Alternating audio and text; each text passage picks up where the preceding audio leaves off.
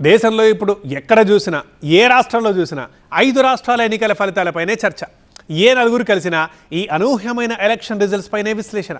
వెలువన్న ఫలితాలు అట్లాంటివి. మరి బెంగాల్లో కమల శ్రేణులు ఎన్నాళ్లుగానో ఎదురు చూస్తున్న వేళ రానే వచ్చింది ఫైనల్గా.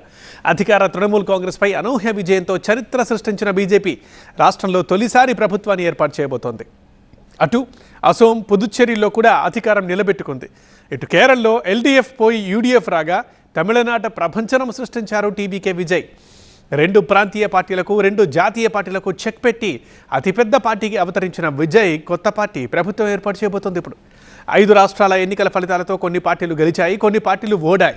2 చోట్ల ప్రభుత్వాలు మారుతున్నాయి, 2 చోట్ల ప్రభుత్వాలు కొనసాగబోతున్నాయి. అయితే ఈ ఎన్నికల ఫలితాలతో కొన్ని ఆసక్తికర ఘటనలు కూడా జరిగాయి.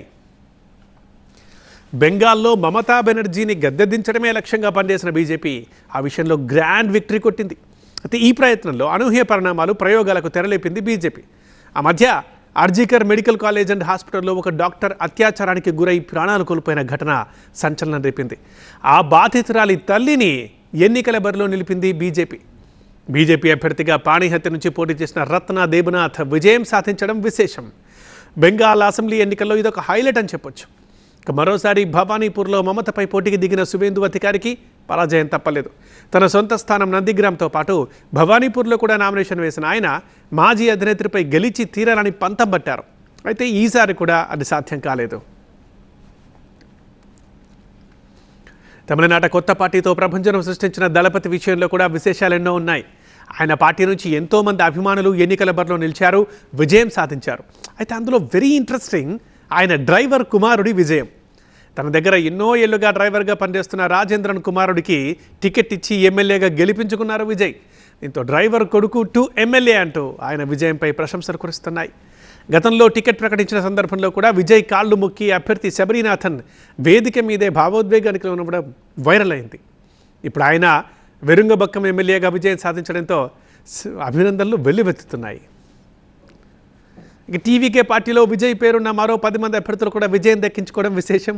పెరంబూరు నుంచి అధినేత విజయ్ గెలవగా గుమ్మిడిపూర్ నుంచి ఎస్ విజయ్ కుమార్, మాధవరం నుంచి ఎమ్మెల్యే విజయ్ ప్రభు, రాయపురం నుంచి కేవీ విజయ్ దాము, తిరుపూరూరు నుంచి బి విజయ్ రాజ్, తిరుక్కొయిలూరు నుంచి విజయ్ ఆర్ భరణి బాలాజీ, సాలెం సౌత్ నుంచి విజయ్ తమిళన్ ప్రతిభన్, ఈరోడ్ ఈస్ట్ నుంచి ఎం విజయ్ బాలాజీ, తిరువెంబూరు నుంచి విజయ్ కుమార్, తంజావూరు నుంచి ఆర్ విజయ్ శరవణన్, ఉసిలంపట్టి నుంచి ఎం విజయ్లో విజయం సాధించారు.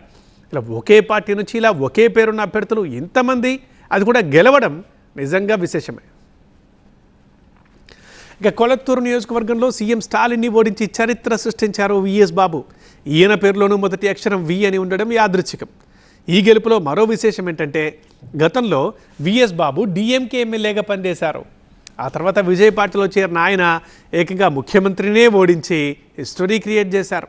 సీఎంనే ఓడించిన ఈ జాయింట్ కిల్లర్కి విజయ్ ప్రభుత్వంలో కీలక బాధ్యతలు కట్టబెడతారన్న ప్రచారం జరుగుతోంది. తమిళనాడు సీఎం స్టాలిన్ తన సొంత ఇలాఖా కొళత్తూరు ఓడిపోవడం డిఎంకేకి బిగ్ షాక్గా చెప్పుకోవచ్చు.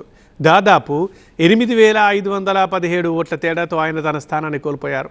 కరుణానిధి వారసుడిగా అరవ రాజకీయాల్లో తిరుగులేని శక్తిగా ఎదిగిన స్టాలిన్ గతంలో ఉప ముఖ్యమంత్రిగా పనిచేశారు.